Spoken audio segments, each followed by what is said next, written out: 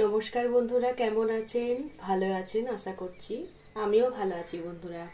এখন বাজে 8:25। আমি মেয়েকে ছেড়ে আসলাম। সকালের অল্প কিছু কাজকর্ম হয়েছে, তবে বিছানাপত্র গোছানো এইসব কমপ্লিট হয়নি। আজকে দেখুন খুব সুন্দর একটা সকাল, ঝলমলে রোদ্দুর উঠেছে আর হালকা শীতের আমেজ বেশ ভালোই লাগছে। আজকে মানে শীতটা একটু হালকা করছে বলে একটা মানে হালকা সোয়েটার মতন একটু পরে গেছি, কারণ ভালোই শীত করছিল। আর মেয়ে তো স্নান করে গেছে, মেয়েকে ভালোই শীত করছিল, মাথাটা ভেজেছিল, ওকে আবার ব্লেজারটা পরিয়ে দিলাম। একটু বাইরেটা দেখায় আপনাদের, খুব সুন্দর ঝলমলে রোদ। কলকাতায় এত দিনে মনে হচ্ছে যেন একটু হালকা হালকা ভোরের দিকে শীতটা মনে হচ্ছে, তবে সারা দিন ফ্যান চলেই যাচ্ছে, ভোরের দিকে একটু হালকা হালকা শীত শীত লাগছে। এই দেখুন বাইরেটা খুব সুন্দর ঝলমলে। আমার জানলার গ্রিল থেকে আপনাদেরকে একটু দেখাচ্ছি, পুরোটাই পিছনটা সবুজ আর এই জায়গাটা ফাঁকা আছে এখন পর্যন্ত। এদিকে আমি মেয়েকে ছেড়ে আসার সময় বাজার নিয়ে আসলাম। আমার হাজব্যান্ড আজকেও বাড়ি চলে গেল। ও বারবার এখন মার্বেলের কাজ হচ্ছে বাড়িতে, তো ওকে যেতে হচ্ছে। আমি বাজার থেকে কি কি নিয়ে আসলাম একটু দেখাই। রান্নাঘরে বেসিনপত্র সব পড়ে আছে, রান্নাঘর পুরো অন্ধকার আমার। এদিকে 1 প্যাকেট দুধ নিলাম, আর টমেটো আর ধনেপাতা। এটাতে রুই মাছ আছে, এটাতে রুই মাছ। দাঁড়ান, একটু খুলতে হবে, না হলে তো আবার দেখা যাবে না। রুই মাছ, এই যে রুই মাছ, ওই 600 গ্রামের মতো হয়েছে, খুব একটা বড় না। মা আর মেয়ে খাবো। আর সকালে ব্রেকফাস্টে মেয়েকে আমি ব্রেড আর ঘুগনি, ওই মটর আর ডাল, 2 রকম, মটরটা একটু কম ছিল বলে ডালও দিয়ে দিয়েছি, ওই মিশিয়ে আলু দিয়ে একটা তরকারি করে দিয়েছি। অহনার বাবাও খেয়ে গেছে, আর অহনাকেও টিফিনে দিলাম। ওইদিকে ব্রেড আবের জন্য একটু পড়ে আছে। আর ঘর পুরো এলোমেলো।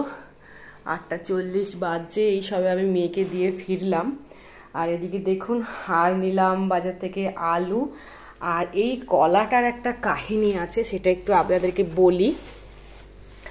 এটা প্রায় 10 দিন হলো এই কলা কাঁদি না, এটাকে কি বলে, এক ফেনি, মানে একসঙ্গে অনেকগুলো কলা আছে তো তো এটাকে আমরা বলি এক ফেনি।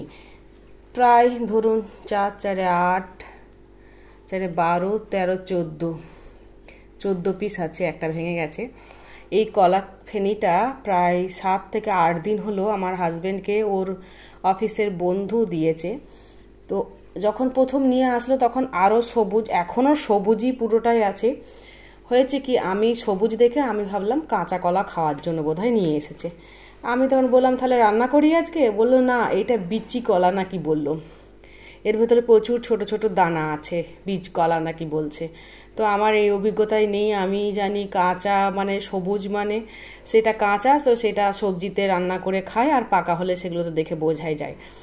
তো সেই করে বলো তুমি এটাকে একটা কাপড়ে জড়িয়ে চালের ডামের মধ্যে রেখে দাও। আমি সেটাই করলাম। তো দেখুন 8 দিন 9 দিন পেরিয়ে গেছে, যেমনকে তেমন হয়ে আছে, একটুও পাকাপাকির কোনো মানে হলুদই হয়নি সবুজটা থেকে। এটা লাইট এরকম মনে হচ্ছে, একটুও ইয়েতে শক্ত, দেখুন কাঁচা। এবার এতগুলো কলা ফেলতে তো এরপর মায়া লাগছে বলুন তো।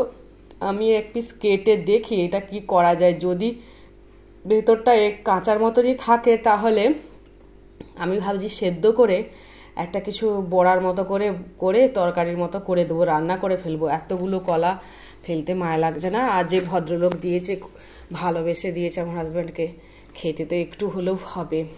আর অহনার বাবা ঘরে নেই, তাহলে একা আমার মেয়ে খাবে নাকি, বড়া করে দিলে খাবে। আর না যদি বড়া করে এমনি কোনো তরকারি করি, ছেচকির মতো যদি করি, তাহলে খাবে না। এখন দেখি, আমি তার একা খেয়ে এতটা তুলতে পারবো না। আমি আমার হাজব্যান্ডকে বললাম যে কলা কিছু দিয়ে দিই, নিয়ে যাবে? বললো না নিয়ে যাবো, যা বাড়ি যাচ্ছে তো কলাটা নিয়ে যেতে চাইছে না। তো ঠিক আছে, দেখি যতটা খাওয়া যায় খাই, বাকিটার কি হবে, ফেলা যাবে।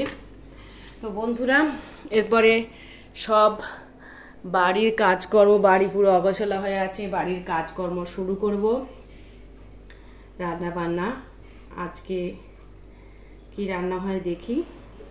কি কি রান্না করলাম সেগুলো আপনাদেরকে আগামীকালের ভিডিওতে আবার শেয়ার করব। তবে বিশেষ কিছু করব না, কারণ ওর বাবা নেই, মেয়ে মাছ এনেছি আর এইটা একটা ছেচকির মতো করবো ভাবছি। মানে অল্প কিছু করে ছেড়ে দেব। মেয়ে তো সব রকমের সবজি খেতে চায় না, ওই জোর করে যতটুকু খাওয়ানো যায় আর কি। তো বন্ধুরা, আজকে এই পর্যন্তই থাকুক। আগামীকাল আবার আসবো আপনাদের সাথে গল্প করতে। ততক্ষণকে সবাই ভালো থাকবেন। Ta-ta, by.